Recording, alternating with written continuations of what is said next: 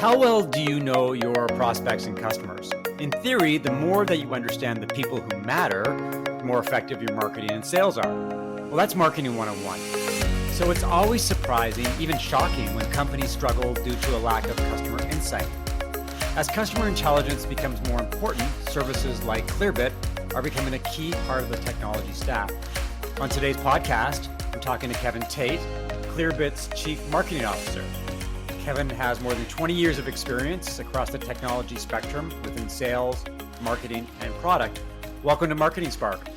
Hey, thanks for having me, Mark. Glad to be here. Let's start with Clearbit 101. Tell me at a high level, what does the platform do and how do customers use it? Clearbit helps companies grow faster and smarter using data. And broadly, there's a couple of different parts of that. First, we've got a market intelligence database that includes 100 plus attributes about every company with a website. How many employees do they have? What sector are they in? Where are they located? What technologies do they appear to be using? And on and on and on.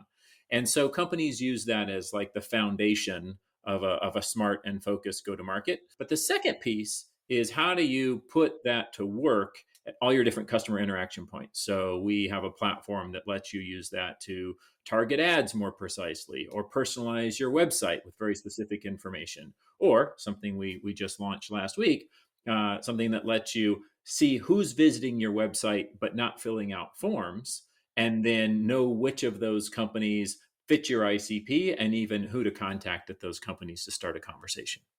Now, from the outside looking in, I think some people see Clearbit as an email retrieval service.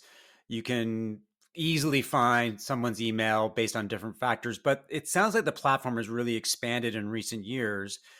Is that sort of an accurate assessment of where the company sits right now compared to 6 years ago when it started?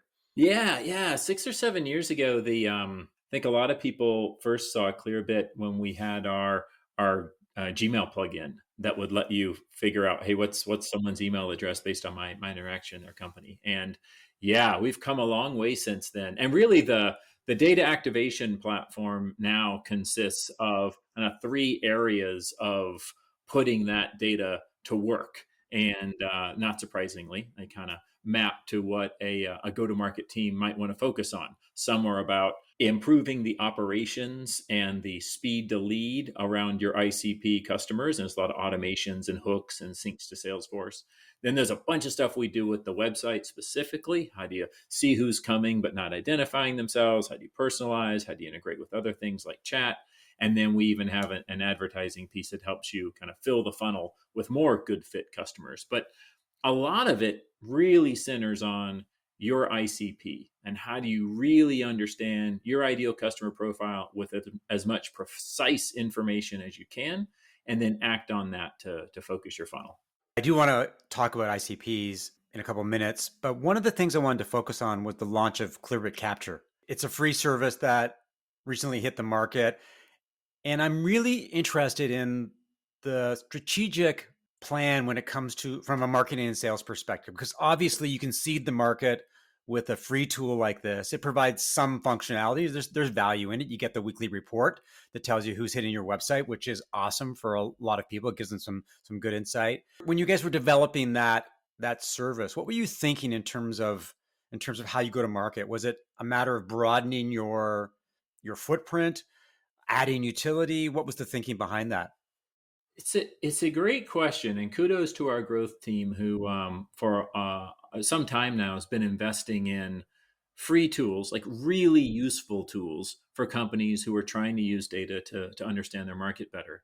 And when they created the weekly visitor report, the idea was, how do we help companies gain insight into signals that were previously hidden. So one of the original ways we talked about this in one of our ebooks was this idea of overt intent signals, people filling out a lead form, raising their hand, signing up for the webinar, downloading the ebook, all overt. But if you're lucky, only 2% of your web traffic is showing those types of overt intent signals. And so the other 98% are showing you might call covert intent signals. Mm. They're visiting the pages, they're checking out the pricing page, they're going to very specific documentation. Great signals, first party intent signals that tell you a lot about what they're trying to do.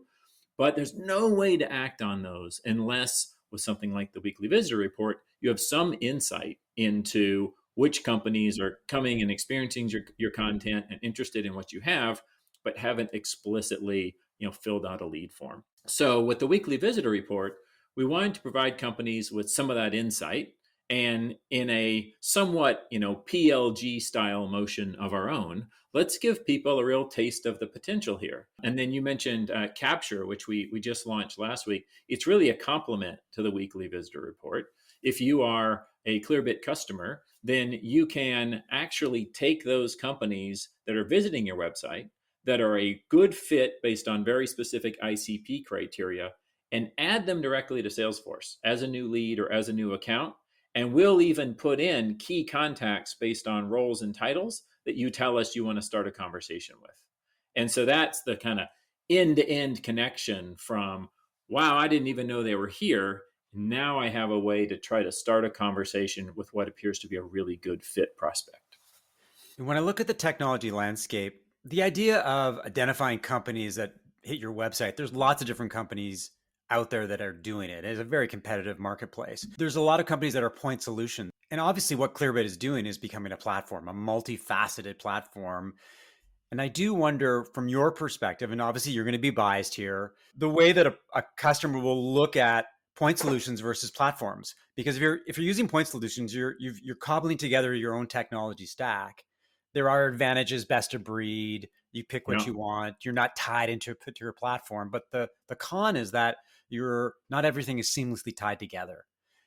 And that sounds like the Clearbit philosophy. Let's get this unified platform for marketers and salespeople, for that matter, so that's one-stop shopping in terms of customer intelligence. It's a great point, and as you say, there's often both in the market. Part of our not so secret plan, as you point out, is to provide this foundation, but also be flexible enough that innovative marketers can choose those best of breed solutions for other parts of their stack. So a good example is we work very closely with, and in fact, power a lot of the chat providers and email marketing providers and personalization platform providers, lead scoring and routing providers. Those are all partners of ours. And we find that our customers want to be able to mix and match. They want to be able to architect a go-to-market stack that is truly strategic, like it's truly thoughtfully created for their go-to-market.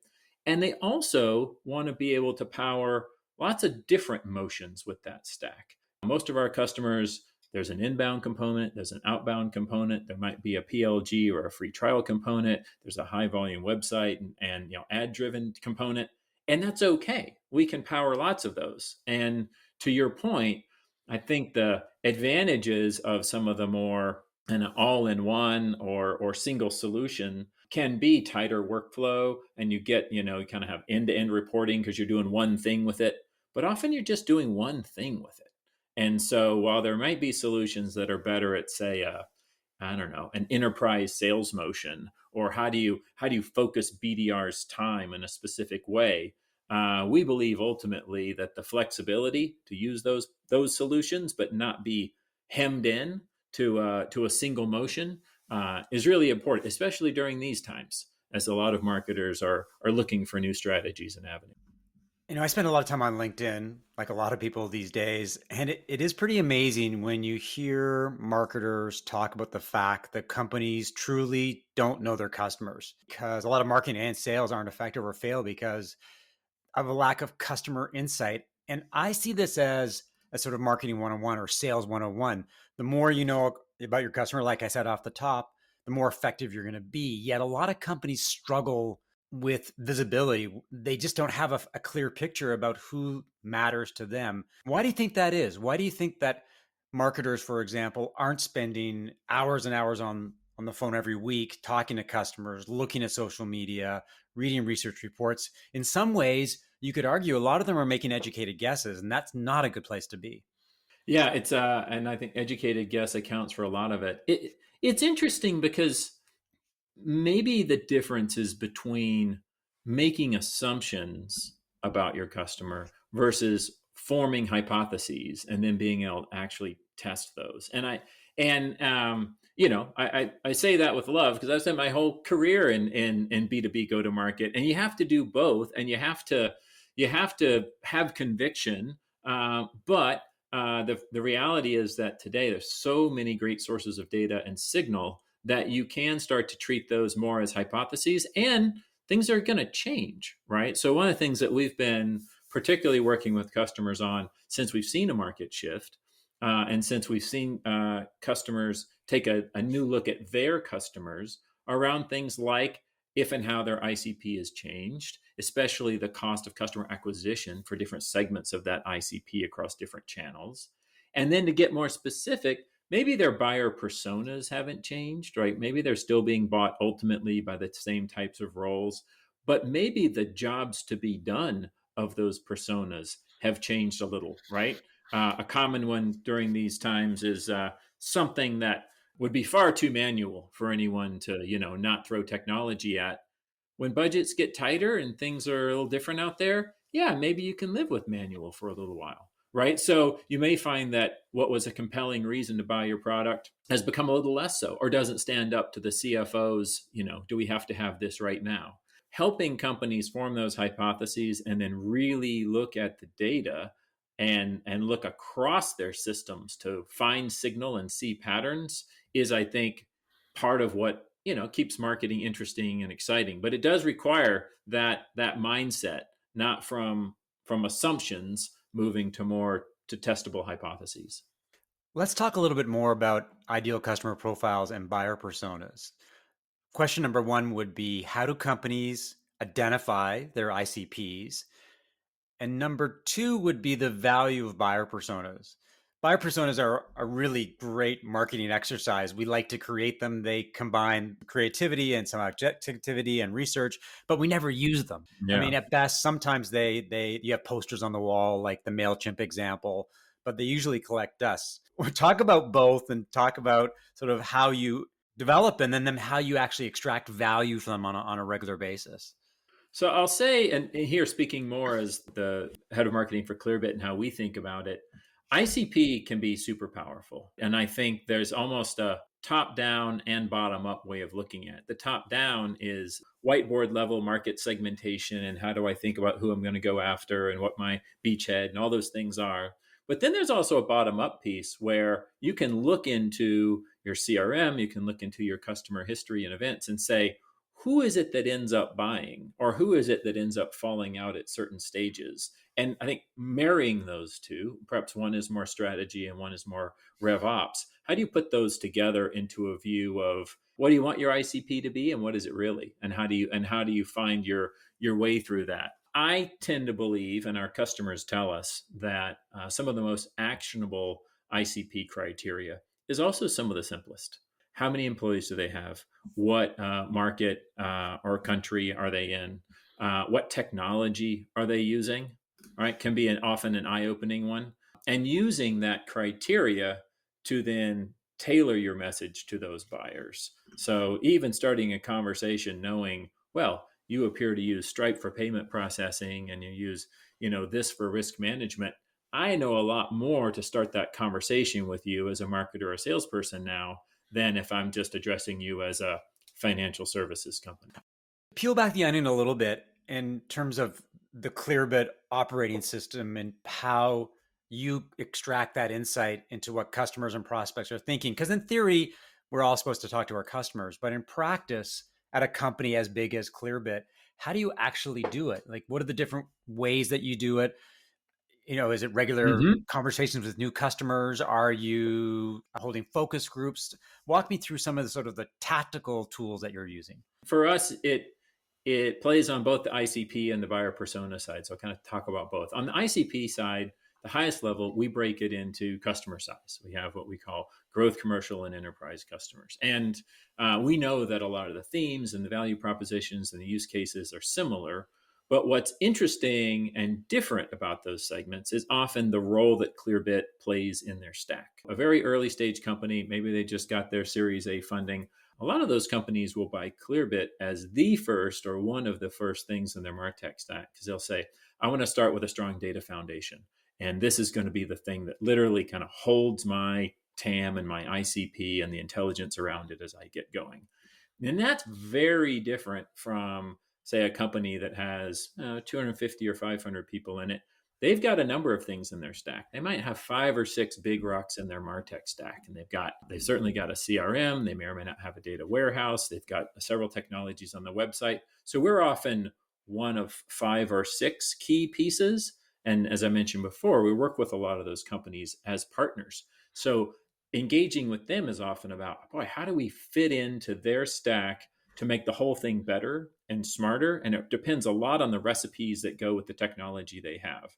And then that gets even more complicated when you're talking about a company with 50,000 employees or 100,000 employees, where it's almost hard to talk about the company at that point because it's happening inside of a department or a very specific go-to-market motion. Understanding that ends up being a big part of how we think about our ICP, and then how we think about the buyer personas in there.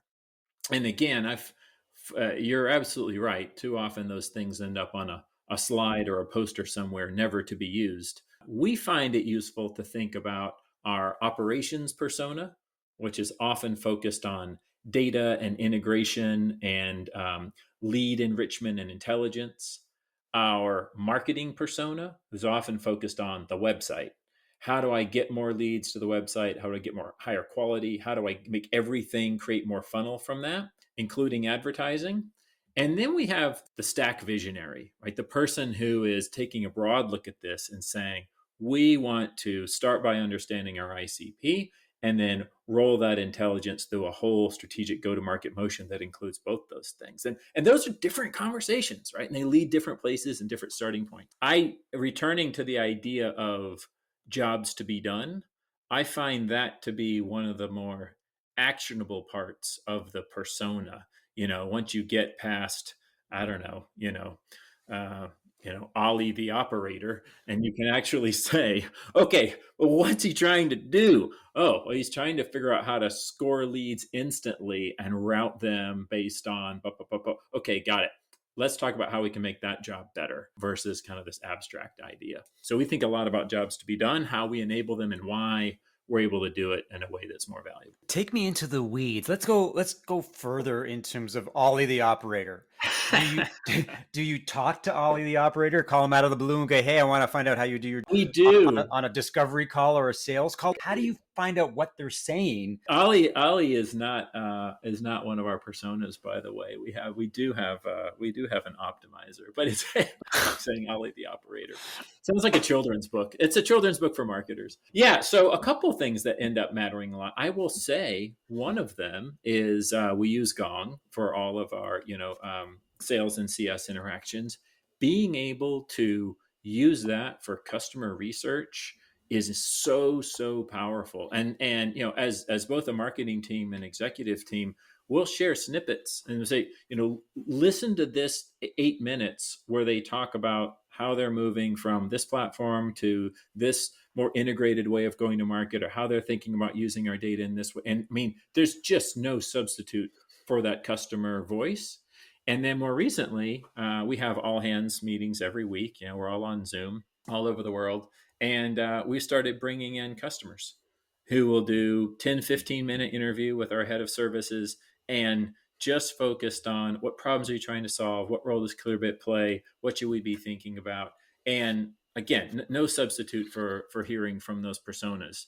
And I think for us, what it has done is clarify those two personas in particular, that operations, RevOps, it's about systems and data and integration and speed to market and visibility, and that marketing or demand team who is just about how do I make sure I'm creating and capturing the very best leads, and I'm helping my sales team make the most of them. Let's shift gears a little bit, and this goes back to your days on the revenue side. There's a lot of talk these days about marketers being revenue leaders, and this is particularly relevant because the focus these days is leads, leads, leads. Brand awareness, thought leadership, that kind of thing is important, but leads seems to be the thing that a lot of companies are focused on. It becomes the priority in tougher times. Can you break down what marketers as revenue leaders actually means and why it's important? And how prevalent is this idea that a marketer has to be both? And I guess the other question would be, how does a marketer transform themselves into a revenue leader? Loaded question. Lots and Yeah, lots of boy, different lots angles of here. great questions in there. Well, so first, sort of personal story. I had been on the sales side and biz dev side for a few years, and then actually, when I first moved to Portland, I worked with this company, Unicrew, that human capital management, and I hadn't officially worked in marketing until then. What really drew me to it was the way marketing was organized, aside from like corporate and PR, was by industry. And so, as the industry marketing lead, I took on our retail segment, which was our biggest segment. And as a marketer, to your question, my measure, my goal was not leads. It was revenue. It was to grow the ARR of our largest retail segment, quarter over quarter, year over year. And I think that ultimately is the starting point, right? If you want to position yourself as more of a revenue leader as a marketer, then make sure revenue is your target and make sure that's the thing that you're gold on and planning for and creating a contract with sales around.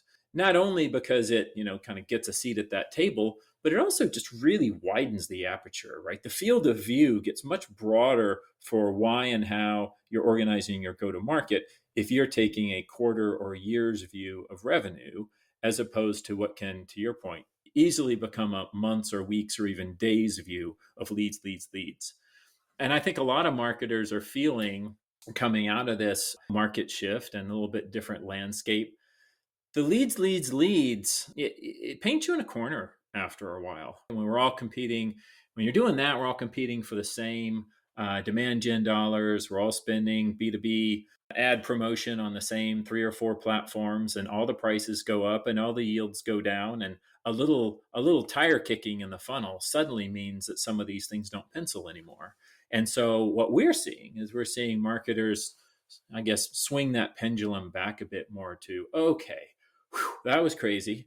Now we need to make sure we're thinking about long-term awareness and interest and capturing those intent signals and building a more robust pipeline that we think about in terms of quarters, not what was my lead count today. Okay, I'm going to push back on that. Okay, bring it, bring it. Although you're in the seat and you're seeing this in the weeds and strategically as well, I see a lot of desperation out there. I see a lot of companies that B2B SaaS companies that were fat and happy for 2 solid years as we went through this digital transformation revolution or Yeah. evolution. I think a lot of marketers thought that the pickings were easy. You did your marketing thing and the leads were generated and you got the MQLs and the SQLs and life was good. And maybe marketers got a little complacent. They relied on the same platforms doing the same things. Mm-hmm, So a couple mm-hmm. of questions for you. How has the changes in the economic landscape over the 6 months, what kind of impact have you seen in terms of the overall marketing landscape? And then how has that impacted the way that Clearbit is going to market and the kind of marketing that it's doing now versus what it did last year? I'll speak about Clearbit and then kind of what we see in our customers. From a Clearbit standpoint, we are actually doing more what I talked about in terms of that pendulum swing. So we were leaning further and further toward the end of last year into, call it, direct ad spend, trying to get people who were, quote, ready to buy to raise that hand and fill out that form and let's get them in the pipe, get them in the pipe.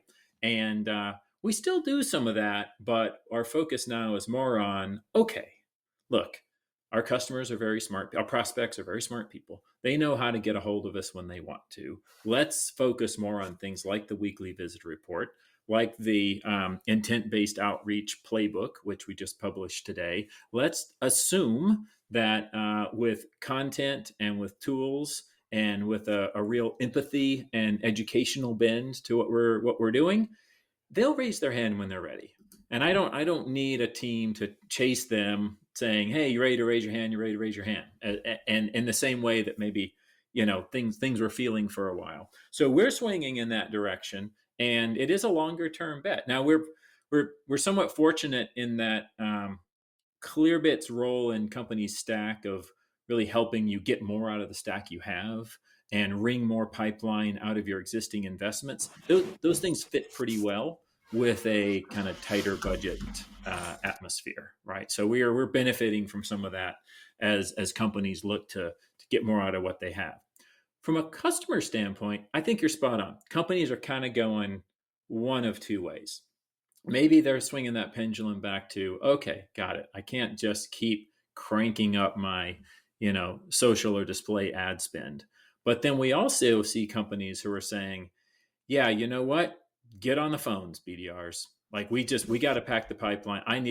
It was 10 calls a day. Now it's 15 calls a day. And that's not wrong. Or 50, now it's 100. That's not wrong. But for those customers, we're trying to do everything we can to help them make sure they optimize that motion. They've got as much intelligence, as much relevance, as much intent signal to work from as they do that more aggressive outreach. I think it kind of depends on what market you're in and what kind of motions will work for you. But I think you're absolutely right. There's a lot of pressure out there right now. In terms of the kind of marketing that Clearbit does, content is obviously something that the company leans hard into. I understand webinars is also a very interesting marketing vehicle for Clearbit. Are those Mm-hmm. the two main levers? What are the things that Ebooks have been really big for us. Very fortunate to have a big wake of the boat there. And like I said, we just published another one today. We find that the ebooks and the ability to use those, you can end up using a lot of that content on the blog or in your broader content promotion. It's a nice way to sort of give people a path, which may or may not lead to Clearbit, but it certainly leads to a more data driven marketing approach, and that's kind of the shepherding that we try to do. We're also big on the tools, right? We talked about the weekly visitor report. We also have the TAM calculator. So actually creating meaningful and valuable tools, not just, hey, if you try this, you can get a taste of what you're missing, but actually use this every week to figure out who's coming to your website and what you could be doing about it. I think those are big. And we're going to be leaning more and more into the free tools as well and linking those to the paid products. the other area that I wanted to talk to you about, and I mentioned all the time that I tend to spend on LinkedIn, which is, I guess, good and bad, is Clearbit's approach to LinkedIn. There are some companies that have fantastic LinkedIn pages. Gong is an example that people raise on a regular basis. As LinkedIn has become more of a content platform as opposed to HR, how is Clearbit using it? Have you figured out how to leverage it in terms of from a marketing and sales perspective, or is it still work in progress?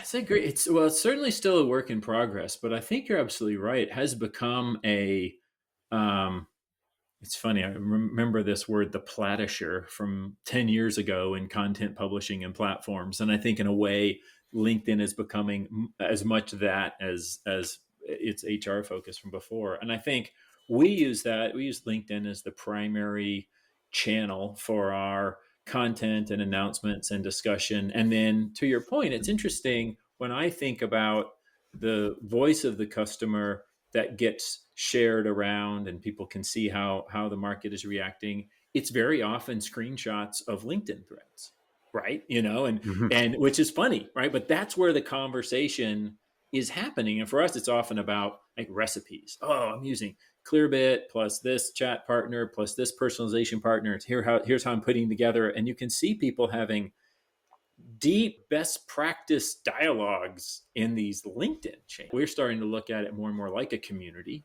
So, and then how do we participate and support the community of data driven marketers who are sharing ideas and meeting one another and ultimately trying to further their companies and their career on LinkedIn?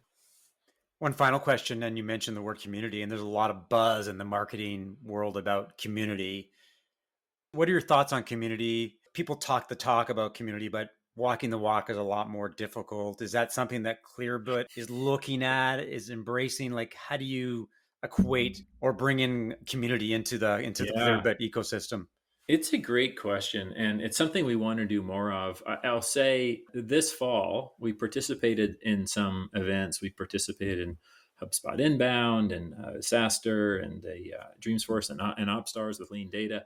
And that was some of the first in-person events we've done in a long time. And to me, it reminded me that community was, for us, as much about the partners and how we fit into their journeys and the way we are sort of better together in our customer stacks as it is the customers, and then hearing from the customers and hearing what they're really working on, how excited they are about what they're doing. There's a big opportunity, I think, at Clearbit that I would like to figure out how to tap into, which is that I think because we work with a lot of innovative, data-driven marketers and growth teams, they talk about and they tell us things about Clearbit almost like it's their trade craft, almost like a designer would talk about the Adobe tool set. Well, this is how I do what I Mhm. do, which isn't always the case, right? And so I'm trying to figure out as a marketer, how do I harness and support that, and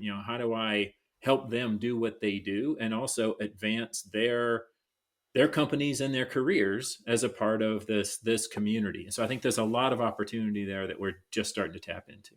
If a company or a person is interested in getting started with Clearbit, where do they start? I think the easiest and best place to start is with that weekly visitor report I mentioned. You can go to Clearbit and you can sign up for a demo and you can look all around our data activation platform and see the pieces. But I think the weekly visitor report is one of the most fun ways to just start discovering pipeline and opportunity that you might otherwise have missed. Great. And if people want to learn more about you, I guess LinkedIn is the best place to Yeah, go. I'm on LinkedIn. Maybe not as much as you are, but close. Okay. Sounds good. Well, thanks for the great insight into what Clearbit's doing and the customer intelligence landscape. It's good to talk to people who are in the weeds and seeing how the market is evolving and shifting amid very, very challenging times. Well, thanks so much for having me, Mark. Thanks for listening to another episode of Marketing Spark. If you enjoyed the conversation, leave a review, subscribe via Apple Podcasts, Spotify, or your favorite podcast app, and share via social media. To learn more about how I work with B2B SaaS companies as a fractional CMO and strategic advisor, and as a position and messaging consultant, email mark@markevans.ca or connect with me on LinkedIn. I'll talk to you soon.